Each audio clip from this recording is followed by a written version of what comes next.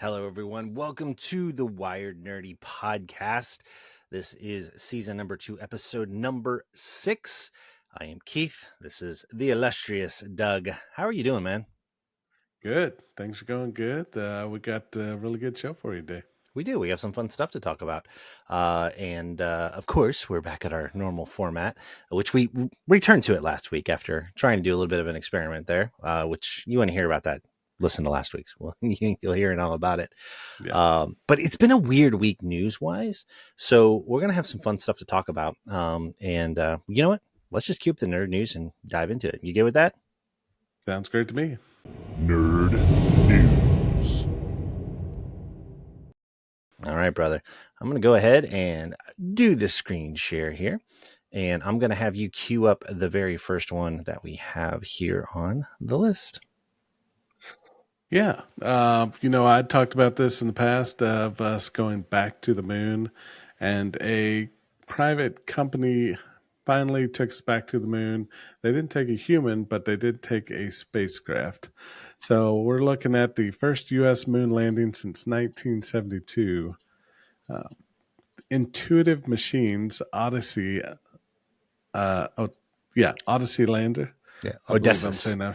Well, I had trouble saying it too because I was reading them like that's. I knew I messed that up. No, it's fine because when I was reading it, I was like Odysseus, and then I realized it's an old god, I think, or part of Greek mythology, but it's hard to say. I think it's Odysseus lander. See, let me try that again. Odysseus lander. There you go. It touched down on Moon Thursday. I watched some of it. They didn't have really a live view. They kind of had a computer generated, and then they showed kind of what I call their war room or their situation room where they're watching all the monitors and the map and everything. It was really cool. Yeah. And this is a big deal because this is a private company. NASA kind of pivoted up when they lost funding quite a few years ago, and they did a lean towards privatization of space exploration. So they were giving out money and grants to places like SpaceX and Blue Origin and things like that. What is interesting about this is that there have been other countries within the last couple of weeks that are private as well, that they made it to the moon. Getting to the moon is easy, but landing on it is hard. And they all crashed. They all crashed and burned. And so everybody was expecting this to happen the same way, because I think there was 2 or 3 literally weeks ago, if not months ago, that made it to the moon, but they crashed, and they were from other countries, not US. And the thing that I read, that the primary system, they used lasers to land this thing. It did fail, but they fell back to backup systems, and they were able to successfully get it to land. So this is a big deal. It also landed on the South Pole of the moon, which is kind of an area that we haven't been.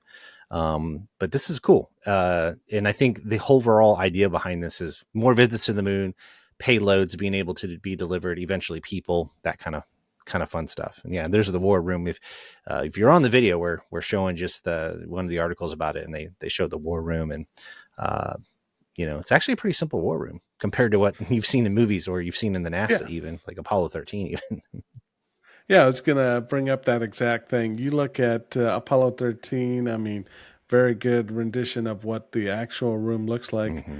And just so many computers, so many workstations. Yeah. And here, we're only seeing a handful of people with what could be little portable laptops. Nothing really 32-inch monitors, maybe. Crazy, yeah. I'm going to dare say Doug's desk looks fancier than doing podcasting. Then it's got a lot of wires on it right now, but I've got them beat almost. But you're right, though. The technology does shrink down. So, I mean, it does make sense. But this was an interesting one. And so it's really cool that they were able to actually get it landed when other companies have struggled to do so. So no small feat. Very nice. It's really cool. Yeah. All right. I know you're excited about this next one. So I have to admit, I didn't play the first ones of these, but the original game, Star Wars Battlefront. Now, this is Battlefront 1 and 2. Is going to be remastered, and it's coming out next month. Currently, we're recording in February, so that means it's going to hit in March, and it will support 64-player online matches. So what's your history with Battlefront? Did you get into it heavily? Yeah, I did. I had to look it up. Battlefield, the first one, Battlefront came out in 2004. I believe I caught it on the PlayStation 2. Looking at the graphics, a lot of good memories there. What I remember is taking down the AT-ATs, or for those that don't know, the big walking dinosaur machines. That's a simple Yeah. explanation. But Well, yeah, and it makes really sense. good fun. Well, and I've said it too. You said PlayStation 2, right? Is what you played it on? Yeah, PlayStation 2, and then I kind of switched over to that first Xbox after that. Yeah. And I always say it, I missed that PlayStation generation. And so that's probably why I missed it. But I will say, looking at the footage, it's still low polygon count. They didn't change that, but No. they did anti-aliasing, which is a fancy way of saying that it doesn't look, the edges of the characters don't look jaggy. They look smooth, and it looks really good. Yeah. I think it'll be I fun. kind of like that retro throwback. I Yeah. think that's okay. They made the resolution higher, but they kept Yeah. the aesthetic that they had before. So this is cool. I'm looking forward to this. I think this will be fun. Yeah, this was a nice surprise, and I don't think a lot of people knew it was coming. So it's a bit of a sleeper that came out of nowhere. So I'm glad they're redoing these kinds of games. I think that's pretty awesome. I think so. And before we move on, I'm just going to throw a little shout out. I want a Red Alert 2 remake. Now they did the first Red Alert, or the They did. Command and Conquers, right? Yeah. So, And it's amazing. Lots of memories. They did Command and Conquer and Command and Conquer Red Alert. they're so So good. if we could get a Red Alert 2, that'd be amazing. But That'd you be know awesome. what? That's in your favor because they've already done the first part of it. So why wouldn't they do Yep. the second? And I think it sold pretty well. So I think it sold very well. Yeah. yeah, it's a great game. So such a great game. So, But yeah, this would be a good one to look out for. definitely. All right, a lot of buzz about this, and I'm going to be honest with you. I did not know that they were going to turn this into a movie. So it's a video game first, Borderlands. There's a Borderlands. So there's Borderlands 1, 2, 3, and then there's like Outer Worlds. They have like different ones. It's got like the game itself has a cartoony look to it. But the draw behind it, it's a first person shooter in an alien world. It's just that it's over the top and that there's a billion different guns that you can collect in the game. So that's kind of the thing about it. It's super popular.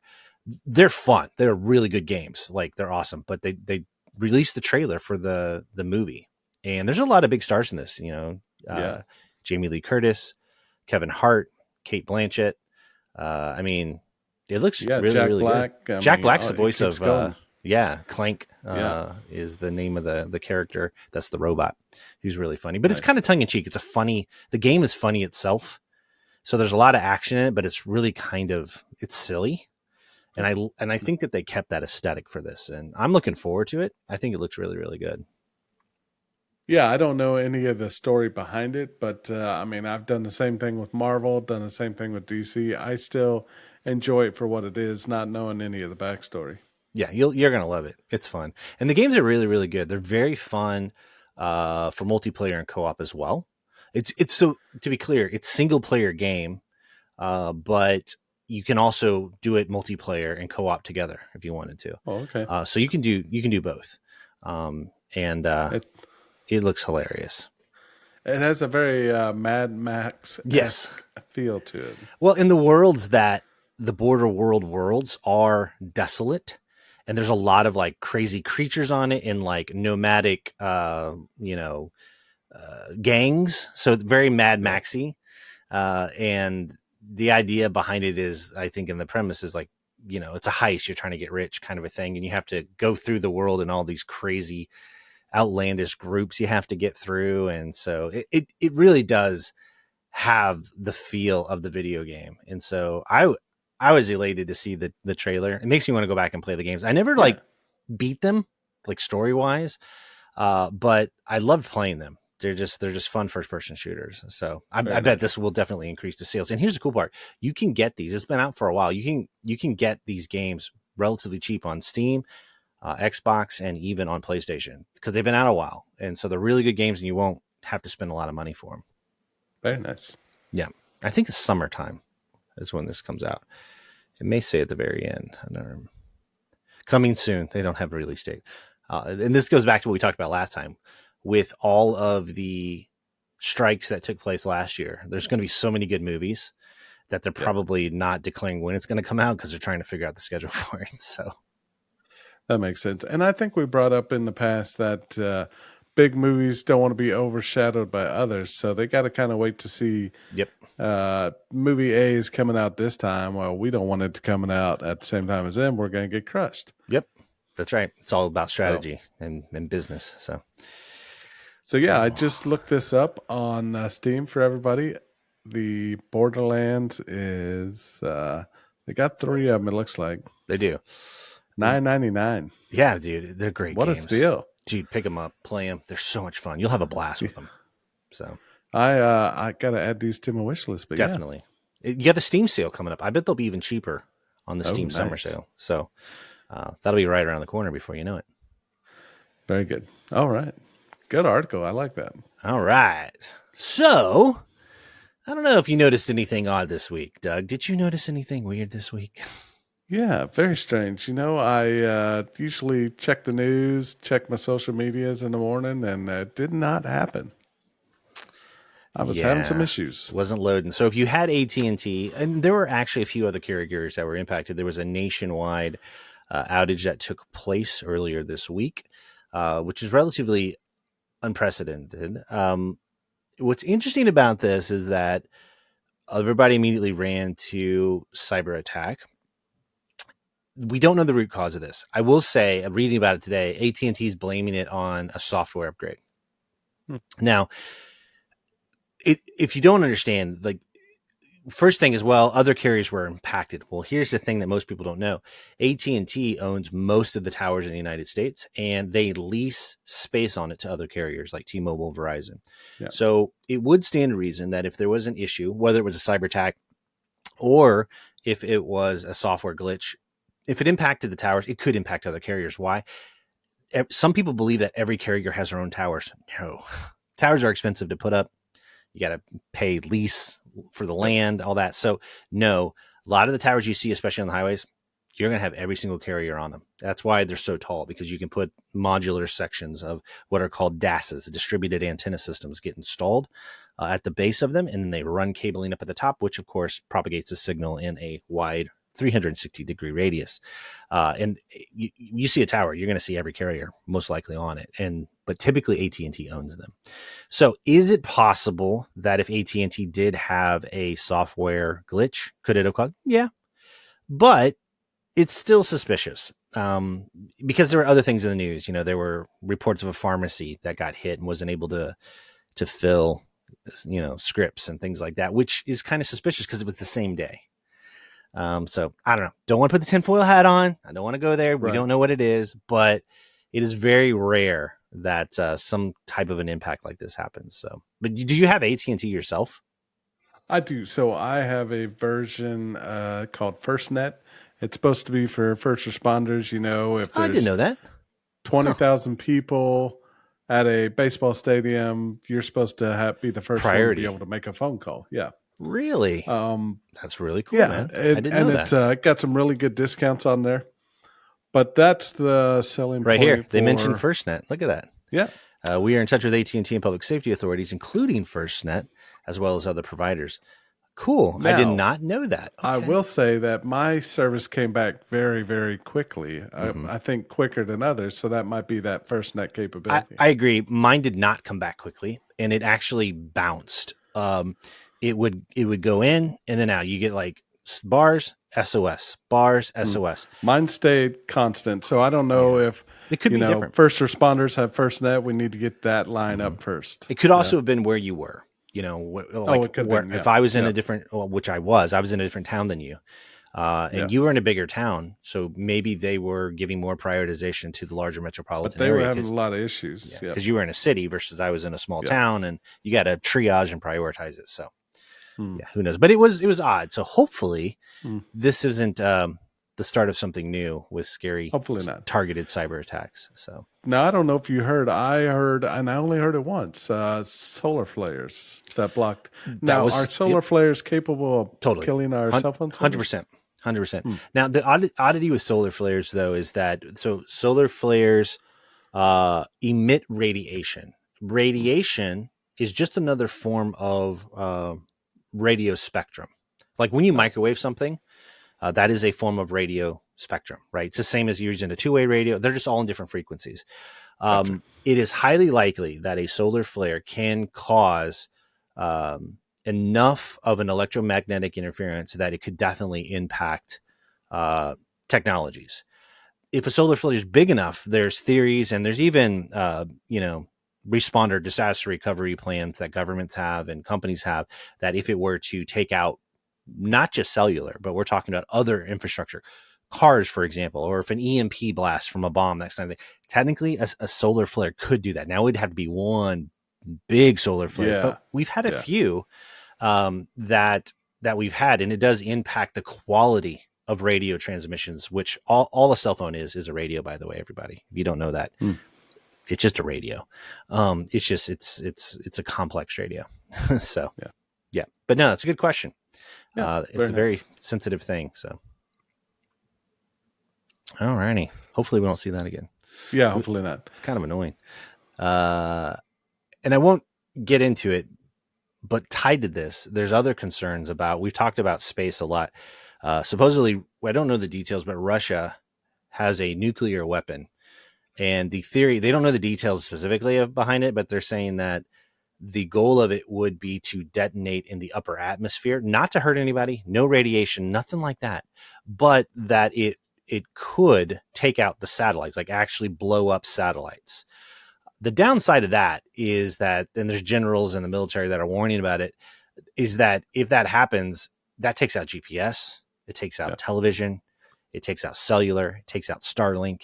I mean, you're talking, that would be bad. And the hard thing about that is that there's so many satellites up there that if that happens, you're talking multiple services, multiple countries. It would be very hard for a country to be like, if we are Russia and we're like, hey, we're going to disrupt, it would be very hard for you to say, well, we're only going to blow up the stuff that doesn't impact us because everything's up there. Gotcha.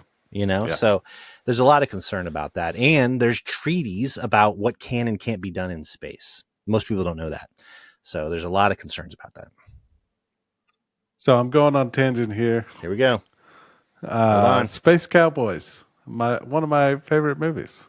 That had Clint Eastwood in it, right? Yeah. I'm not saying that. Is it good? You triggered me because you said Russians and nukes and satellites, and Space Cowboys is all these good astronauts going up to stop a nuclear satellite. I've not seen it. I've not seen it. That is Doug getting off track there today. Yeah. I was saying. Yeah, it's really good. I was going to see what year it was. The year 2000. Yeah. Okay. I need to check it out. I don't know how well it did.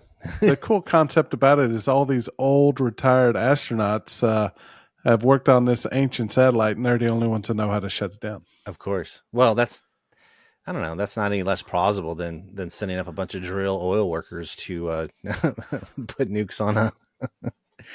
Oh my God. Now, I won't get into my movies are part of an alternate timeline for us. Oh, wow. Anyway. That's going to be weird. We are going to talk about movies for our main topic today, though. So okay. Hold your thought just in case it pops. I'm getting a little sidetracked. My apologies. All right. Okay. Let's keep on rolling here. You took us down the Space Cowboy. My bad.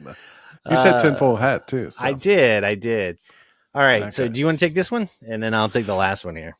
Yeah, I've been using Google and Gemini and Bard before it got turned into Gemini. I've also made a couple images. Nothing really offended me. But I guess this week people, millions and millions of people are making images. So someone asked Gemini, the Google AI bot or the AI model, to make an illustration of a 1943's German soldier. Well, history tells us that all German soldiers are white and German, yes. Caucasian, yeah. But they are Caucasian, yeah. Yeah, Aryan, if you will. Yeah. Some people were offended because the image that Gemini produced was diverse. African Americans, Asian or just Pacific Islander. I'm trying to be respectful. No. And then females, but I don't really know the race of the female. But I think females served in German military. I don't know, though. This is what's weird. So this is a weird one for me because I can't. So if people getting upset with the AI for being diverse, I don't know, bro.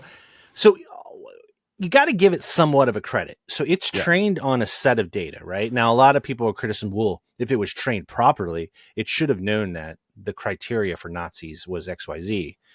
Right. And no Nazis were diverse because they were against diversity, blah, blah. But the thing is, you got to give the AI credit. It at least had enough wherewithal within its coding and algorithm to try to be sympathetic. Well, when I say sympathetic, it was trying to be diverse. Because guess what? 90% of the things you ask it, image-wise, if I say, hey, can you make me a picture of a businessman or businesswoman? You're going to want diversity. Yeah, absolutely. Yeah. So to me, it was trying to do its job. I don't know. I give it a pass. I don't think it's a bad thing. It didn't offend me. I just think it doesn't know any better. It's like a kid, right? It doesn't know any better yet. Yeah. So. Yeah, I totally agree with you. And I mean, we're going to talk about our main subject here in a little bit. It's kind of the same idea. It is, actually. I don't think there was any ill intent on behalf of Gemini. I know it's not a person. Yeah. The whole having a soul and train of thought, everything. But it's not purposeful. But as far as trying to harm someone or make them mad, I don't think that was the purpose. I think if anything, it was following the rules of which the algorithm was programmed by. And it's like, look, normally when you ask me something, you're going to want a diverse answer, and I'm trying to be inclusive. Yeah, I mean, if we talked about Gemini like a person, we have to say that this is a little kid that just got on the internet and he's still learning. It's a great example. And the more data that we put into him, correct me if I'm wrong, you're in IT, the more data we put into him, you're spot on. The more he's going to learn. So he may not have learned that only Caucasian Germans fought in the German military. And that's what they're doing. So Google has paused Gemini's ability to generate these AI images. And what they're doing in pausing it, they're retraining it. So they're doing exactly what you just said. Because you're right. It's actually a very good analogy is to look at these as people who are trying to learn, very young, they're ignorant, and they only know what they get learned on, So, I didn't have time to put it on the list, but it is interesting to me that Reddit, if you don't know Reddit, it is a platform for where you can be anonymous and you can post things. Now, Reddit has a bad history of sometimes racial insensitivity and all that, but they've gotten their act together in the last few years and they've done really well at monitoring and all that. Well, they're going to go public. They're going to have an IPO.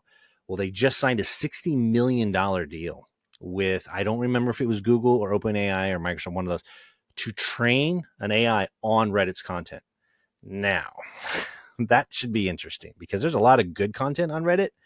But it'll be interesting. So to see what it comes up with. But you're right. These are like children. You got to look at them that way. Whatever they're trained on, it's all they know.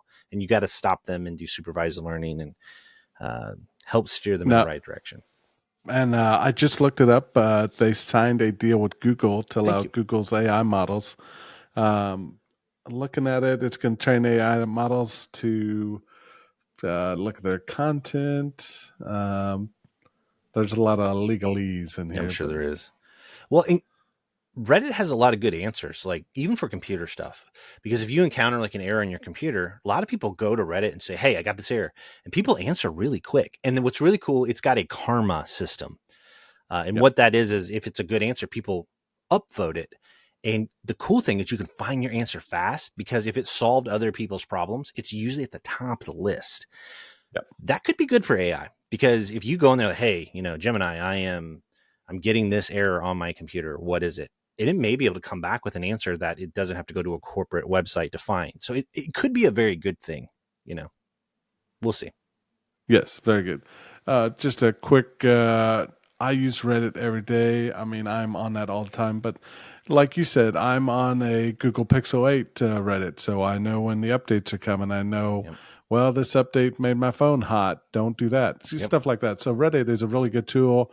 I'm sure there's some bad Reddits that probably shouldn't be on there, but that's with everything. Then they've tried to get better about that from what I understand, but I don't tread in the Reddit spaces that's bad. Like, for example, I'm on some video game ones. Like I'm on for No Man's Sky because I want advice on crafting in my game and things like that, right? I'm on a lot of like technology ones for my career.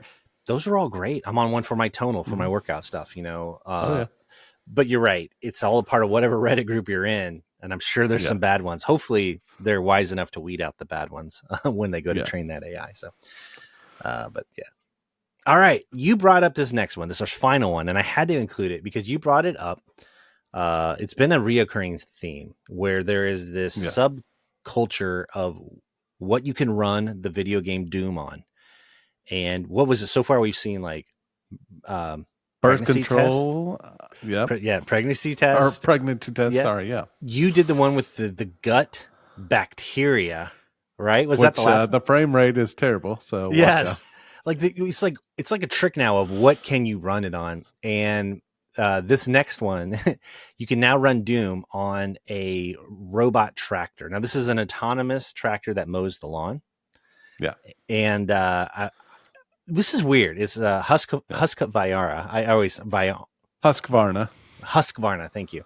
I have a lot of Husqvarna products. Yeah. They make good products, but it's weird. What do you think the logic was in this mashup? Because it's a formal sponsor. This isn't like two college guys in a dorm. Let's see if we can do it. No, this company actually partnered with them to let it run it. So what are your thoughts on this?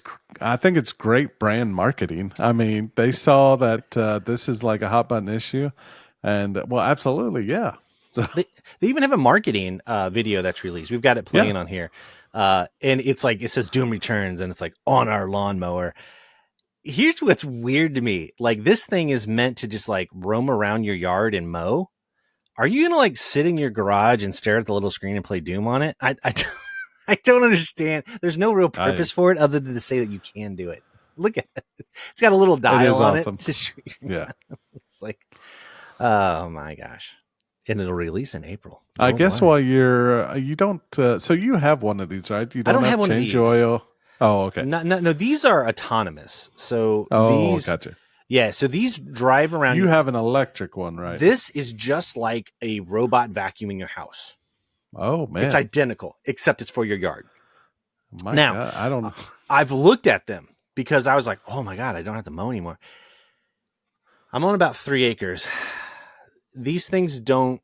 If you have a yard that size, they're not that great. But they can mow in the rain, things like that. And if it rains heavy, they can, because it's not good to cut your yard in the rain. They can detect that and they'll go back to their base. This is just like a robot vacuum. But it's for your yard. So no, what I have is an electric mower that I actually drive it, but it's not autonomous. Oh, okay. Yeah. So I haven't looked at these though. I've not looked at the ones with Doom. Nice. So we just talked about Reddit. I had to look it up. There is a Reddit for those of you out there called, make sure I get the Reddit name. It's It Runs Doom. So r/It Runs Doom is the Will It Run Doom official Reddit forum. Got it up right here. Oh, wow. And the first article there is the Husqvarna article. But you go down and there's Doom's playable over audio. Doom's playing. This is crazy. But I'm a member of this I'm going to have to join this. Way? Runs on gut bacteria. Redditor of this. Yeah. This is what you talked about a couple weeks ago. Gut bacteria. Oh, look at this old Windows. A black and white HP Palm top PC, which, someone hacked into a desktop or a display kiosk at a store. Oh my goodness. I've seen them run on like ATMs as well. Doom on a Porsche 911. Porsche 911. That's awesome. You guys have got to check this. I'm totally joining this because, is that an iPod? They got Doom running on an iPod. I think, yeah. It looks like an iPod. It really does. That is crazy. Doom running on a Peloton spin bike. There you go. As you're exercising. Oh my goodness! Yeah. The faster. But he also has a Steam Deck. There. They do. Yeah. I wonder if the faster you pedal on the Peloton. Here, go down a little bit. It's on a. Is that a keyboard? Oh no, that is that's a sound mixer. Like when you go into a sound booth and you're a musician and you have a soundboard, they have it. They have it running on that. Oh wow, I'm gonna get stuck on this. Running on a Surface RT. There's another soundboard. It's a Soundcraft mixer. Oh, Burger King kiosk. It's amazing. People are so creative. Oh my goodness. Oh, they got them on earrings. I'm sorry. I could just keep going and going. Oh, it's great. Doom can run on a Snickers bar. Inside your children's candy. Watch out at oh my gosh at Halloween time. It's instead of razor blades, you need to check it for Doom.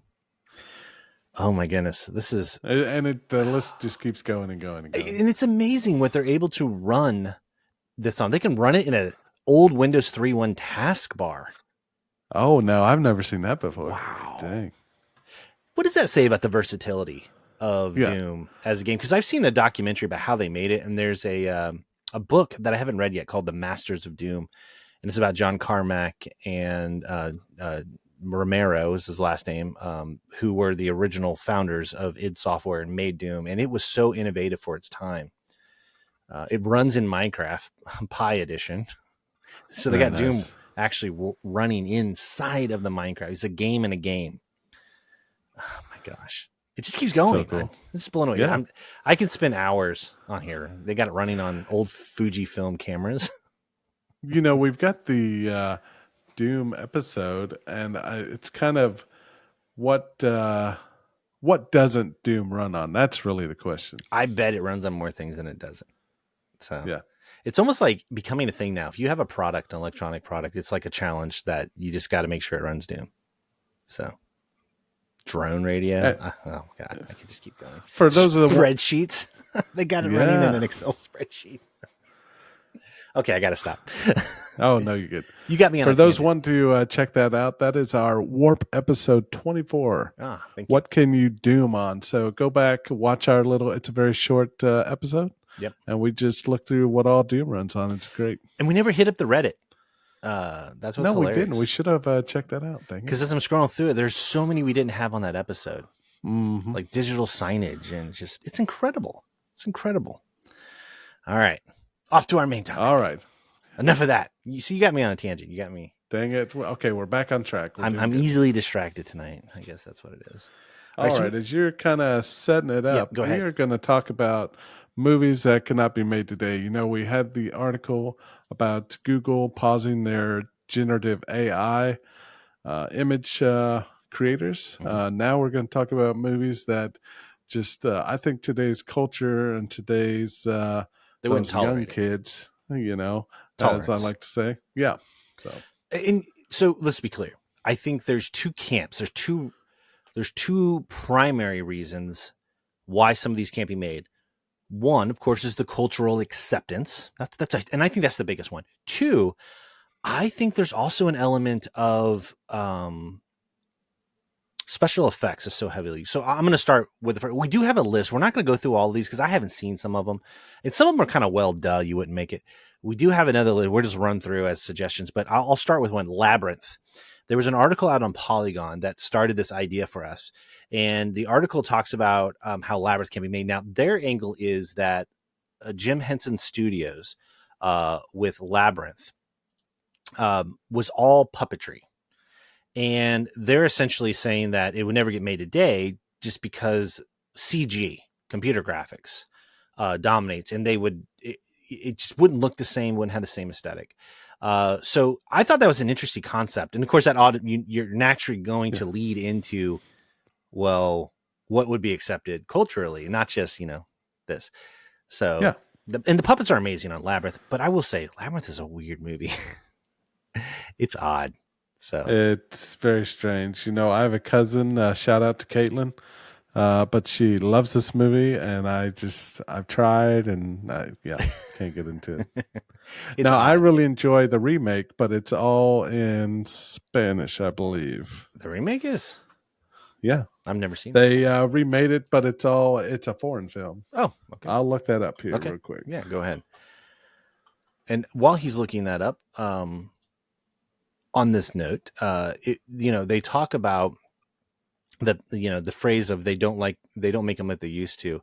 A lot of people are starting to really lean into practical effects again. They want them to come back, and that's kind of the theme of the article. Did you find the remake? I did. Yep. So not to get off topic too quick, it was made in 2006. Okay. It's Pan's Labyrinth again, but I believe, and I'm looking, Guillermo del Toro is the Pan's Labyrinth is not the same as this. Oh, okay. They're well, totally that's different. my apologies then. Okay. Hey, no worries, man. I thought it was the same story. No, but Pan's Labyrinth did use practical effects with makeup and that sort of thing. My Pan's apologies to the Labyrinth fans out there. No worries. No, this is just Labyrinth. Pan's Labyrinth is a totally different film about World War II. Again, Nazi Germany's and a little girl and a dream. Well, I enjoyed it. Yeah. And it was good. But the cool thing about it, though, where it does cross-reference, they don't do a lot of CGI in Pan's No. Labyrinth. That is where they do have something in common with the old school David Bowie Labyrinth. So, Yep. all right. So we're going to run down this list. Some of them I put on our list. We can just take turns going through it. But then there's some that we'll go through that we have sharing on the screen. Starting on our list, I love this movie, but there ain't no way it would ever get made today. And that is Tropic Thunder. Have you seen this movie? Yes. It is so quotable.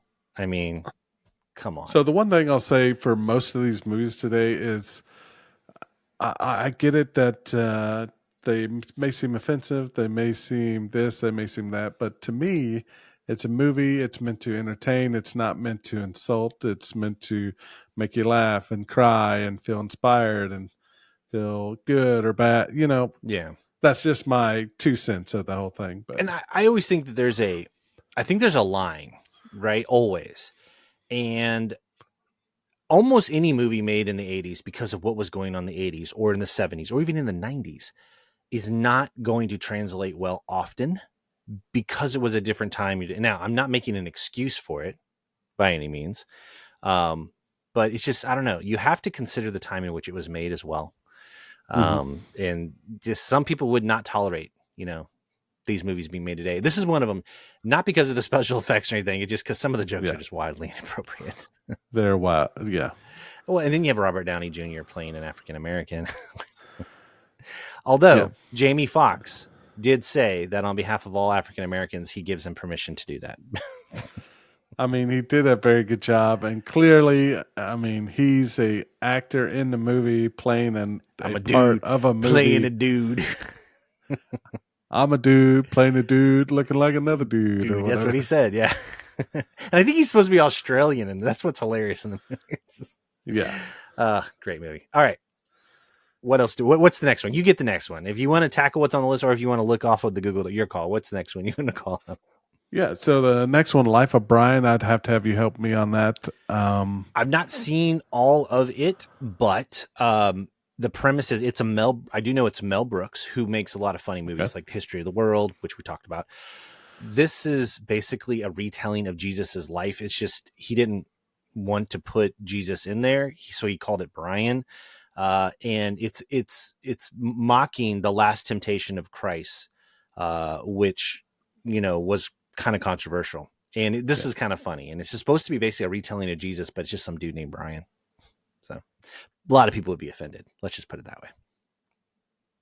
Yeah. Now the next one, I believe, right down below this is Blades and Saddles. Right here, man. I got it right here. Now I'm gonna admit something. I've seen a billion clips from this movie. It's a cool clip. I've never seen it all from start to finish. Have you? Oh, I've seen it multiple times. I mean, is it as offensive as they say? There's some racial jokes. There's some sexist jokes. 1974, by the way, everybody. There's jokes about homosexuals. Okay. But I mean, I take it for the entertainment value. I don't take it to be offended. Yeah. I understand it can offend people, but I thought, and I still think it's hilarious. Well, and because I'm taking it at its entertainment face. And I'm not giving you an excuse. But you also, it was made in 1974. I mean, that's a different time back then. Dude, the perspective on all the things you just listed, race, preference, I mean, all of those, identity, gender identities, all of that has evolved and changed so much. You can't expect a movie from 1974 to, I don't know, either way. But it would never get made today. But it's hilarious. I mean, the same one kind of along this lines, and I don't think it's in the list, is Airplane. I mean, just kind of some slapstick comedy, like real quick jabs at certain it had moments that were and not appropriate. Like, do you speak jive? Kind of a thing. Right. Yeah. But then it had like really funny moments too, where it was like when it says, we have a problem on the plane. Shirley, you can't be serious. Well, I'm very serious. Don't call me Shirley. There's fun things like that aren't offensive, So. Oh, yeah. A hospital? What is it? It's a place where they take sick people, but we don't have time to explain that now. Oh, yeah. Leslie Nielsen, if anyone knows him out there, he plays Naked Gun. Yep. Yeah. Airplane, several other movies. He's great. Very silly. All right, we'll keep on rolling here. I had on the list. I didn't see it on this 25, but I only saw a clip recently, and it was What Women Want. It had Mel Gibson in it. The idea is that this guy, I don't remember, gets struck by lightning or something. He's a real jerk. He's a chauvinist pig. And I think the movie had good intention, but I don't think it would get made today very well because of gender norms, in that he basically can read women's minds.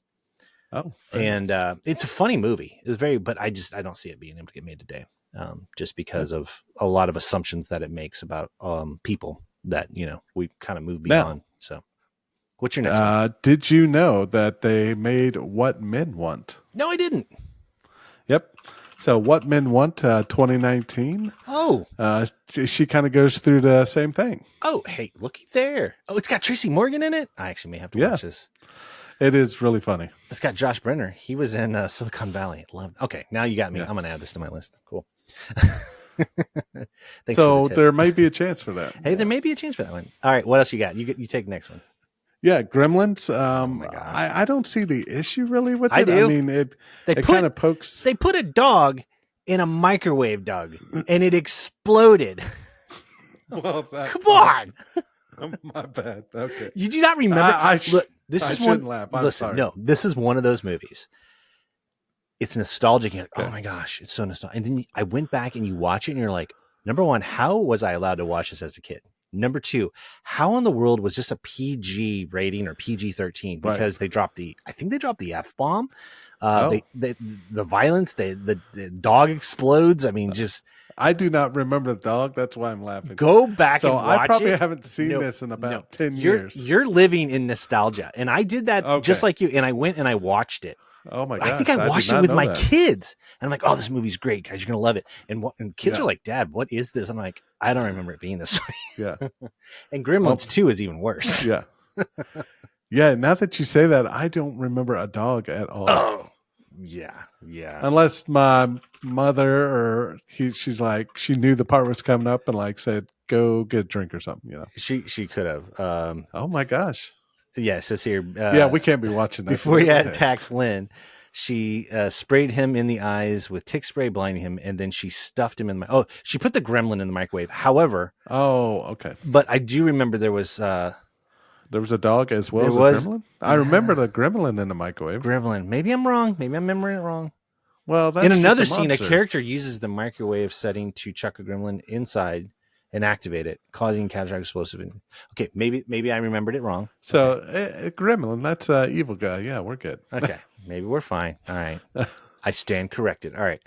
I'm going to run down the list on some of these. Okay. Yeah. But I'm going to skip the ones like that. I think are just kind of, some I don't know. Gremlins right here. Some of these I don't see too much of a problem. Let's go back to Gremlins real quick because it is on this list. I was wanting to see if they actually note.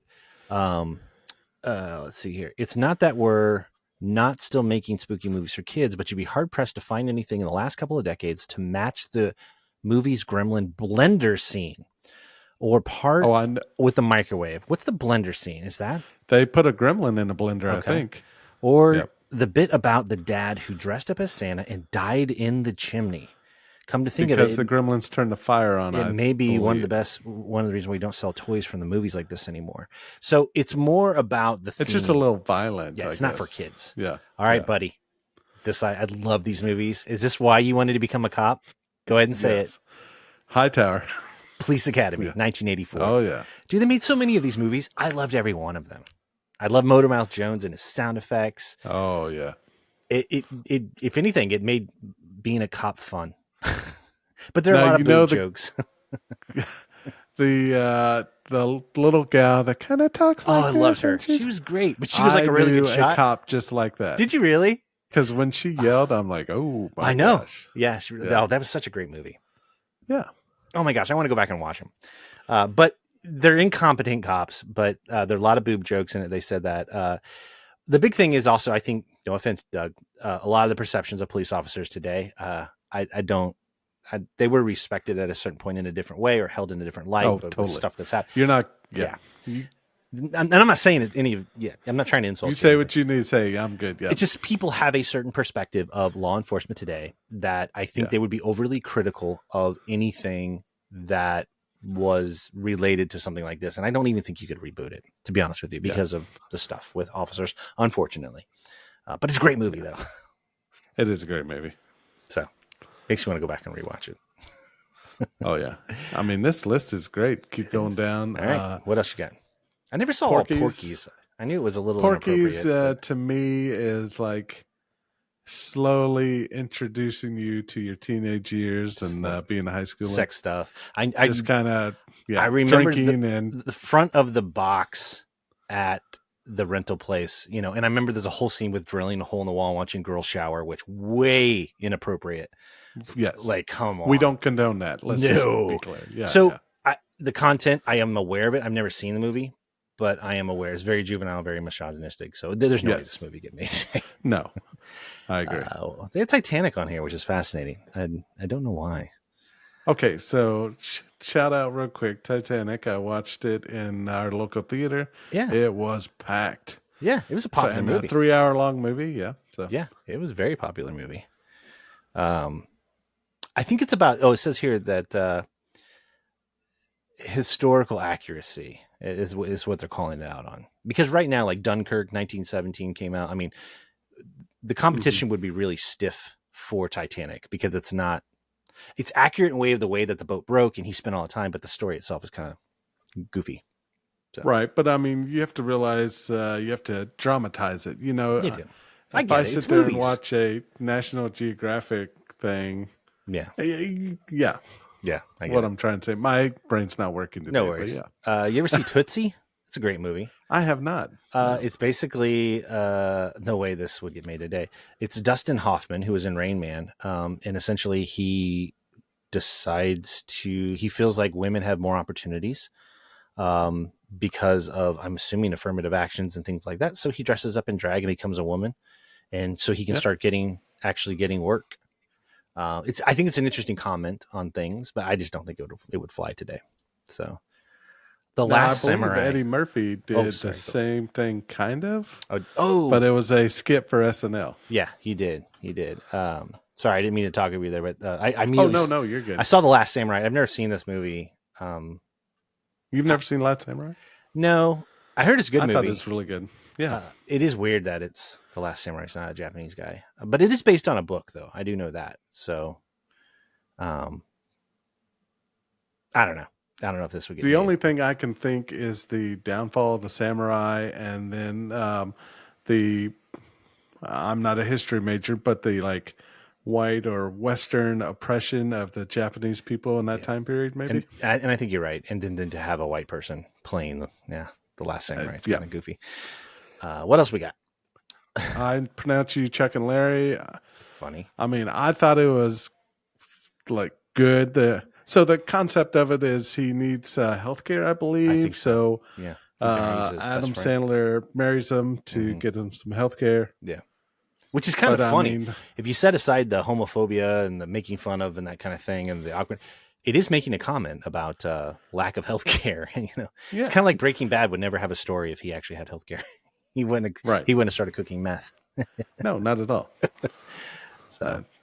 All right. Next one, I haven't seen at all. Manhattan. Now they munched all these together, and they're all great movies. The 40-year-old version, Knocked Up, Forgetting Sarah Marshall, and Superbad. Yeah, I think that's a typo. 42-year-old. I think it's that is. It is. It should be the 40-year-old version, but they're all dubbed by a guy named Judd Apatow. These movies, I think, are very funny. I thought they were too. There are elements of it that I do see would not go well. Today, so it makes sense. They put Driving Miss Daisy on there. I don't agree with that at all. Because I don't know. I don't think this would offend there's today. Some Southern issues with racism, but I get it. But it's a historical movie. It is, and I think it paints everyone in a good light. I mean, God, Jessica Tandy and Morgan Freeman are just impeccable in this movie.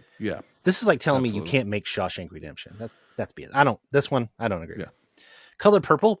By the way, they did remake this. It's on HBO Max now. Now I think they went back to it being musical because they did a Broadway version of it.